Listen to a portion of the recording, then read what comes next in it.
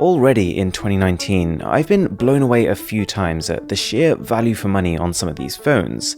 We've had devices from OnePlus, Honor, Asus, quite a few more, and yet none of them have impressed me as much as this guy, the Redmi K20 Pro. This is the China version right here, and inside the box it's pretty simple. You get an 18-watt fast charger and a USB Type-C cable. There is also an insert that came on top, and inside of that you've got a hard shell plastic case. It's quite a contrast to the body of the phone. Speaking of which, this is different. To give you a bit of context, this phone was nothing but a rumor until right after the announcement of the OnePlus 7. As soon as that happened, the VP of Xiaomi posted this tweet, implying that whilst OnePlus had just released a flagship, Xiaomi was about to drop a flagship killer 2.0. He then tells people to hold his dragon. We'll leave it at that.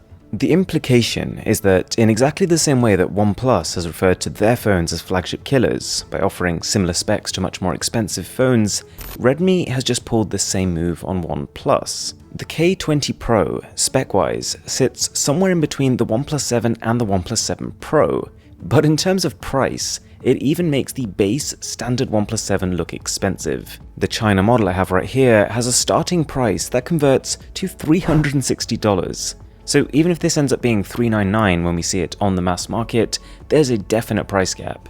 So where is the compromise? It's definitely not in the body of the phone. The K20 Pro is surrounded by 3D curved glass, and the design itself is apparently inspired by fire. The way it actually looks depends massively on the lighting conditions you see it in. In broad daylight, it glistens in its own trippy, multicolored way, but move out of the light and it becomes subtler and a little bit less polarizing than it looked in the official renders.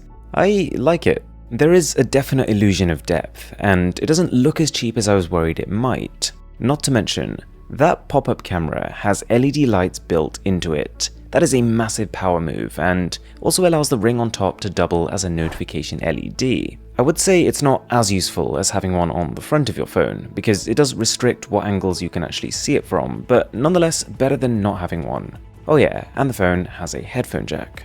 Now, in a lot of ways, this device is a very direct competitor to the OnePlus 7 Pro, and so it makes sense to review it in relation to that. Both have identical large 4000 mAh batteries with the capability to charge at a similar rate, although for some reason in the box itself it only comes with an 18-watt charger. They're also both equipped with really good optical in-display fingerprint scanners, although OnePlus's is on average a fraction faster.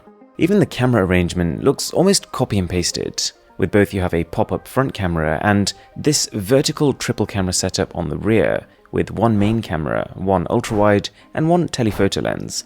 But there is more than meets the eye. For starters, this phone really makes you appreciate what a great job OnePlus has done with the speed of the pop-up.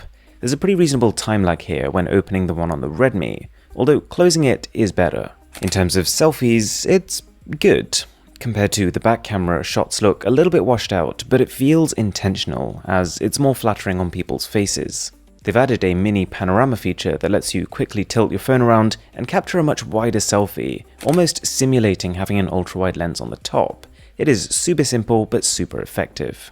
As for the primary cameras on the back, while both are using the same 48 megapixel sensor, a combination of OnePlus's larger aperture and two very different image processing algorithms does mean that for the same photo, you can still get two very different results. If you move to an extreme scenario, the Redmi does fall behind in dynamic range, but for the price, they've knocked it out the park. The K20 Pro also has a 2x telephoto camera, and it's serviceable, it just won't look great if you want to digitally zoom further than that. Then there's the ultra-wide, which has a completely different story. It's got a mega field of view, making even objects that are pretty close to you look distant, which in this case is a good thing.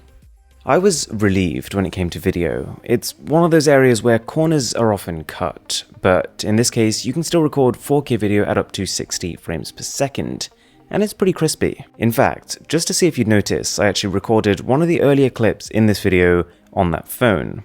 Not bad. Night mode is definitely on the noisy side, although because this is early software, it's very possible you could see an improvement.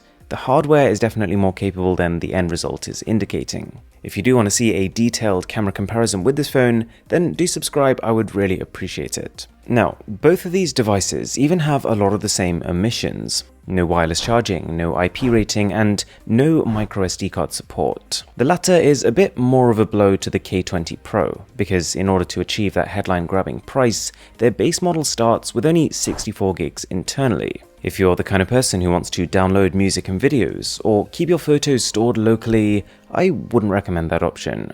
I'd already used 23 gigs by the time I just installed some of the games I wanted to test it with. The other thing I did notice was the phone's haptic engine is pretty meh.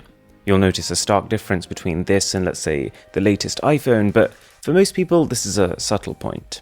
When it comes to display, the K20 Pro checks quite a few boxes. It is completely uninterrupted across the front of the phone, it's fairly bright, and it's punchy thanks to AMOLED tech. As a cherry on top, it also supports hardware DC dimming, which for some people, when your phone's display is on lower levels of brightness, it can help to reduce eye fatigue. However, it's not really comparable to the OnePlus 7 Pro in terms of resolution, refresh rate, or that phone's ability to support HDR10+ content, and falls much closer to the 7. But it's easy to forget that that in itself is an achievement. The Redmi K20 Pro is so good in so many ways that a lot of the time it doesn't even register how cheap it is. And for me, that is exactly what a flagship killer should be.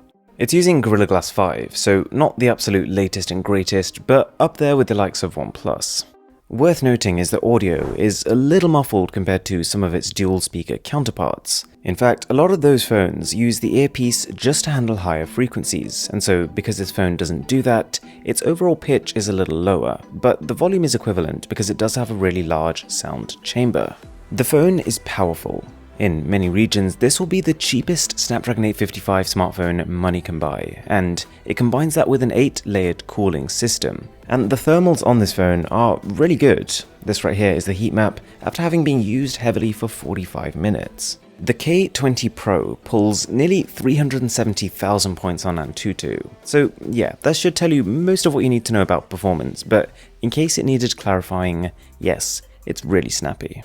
The software, MIUI 10, is no match for this kind of hardware. Every animation feels fast and uninterrupted, and I really like the visual overhaul compared to MIUI 9. I've said this before, but the navigation gestures here are some of the easiest and the most intuitive, and it's great to see that the phone's Android Q beta build has already been released. Alright, so I'm not a huge fan of all the marketing gimmicks associated with the K20 Pro, but that doesn't change the fact that this phone really is a life hack. It is far cheaper than the competition, and there is very little to show for it. If you enjoyed this video, a sub would be massively appreciated. My name is Aaron, this is Mr. Who's the Boss, and I'll catch you in the next one.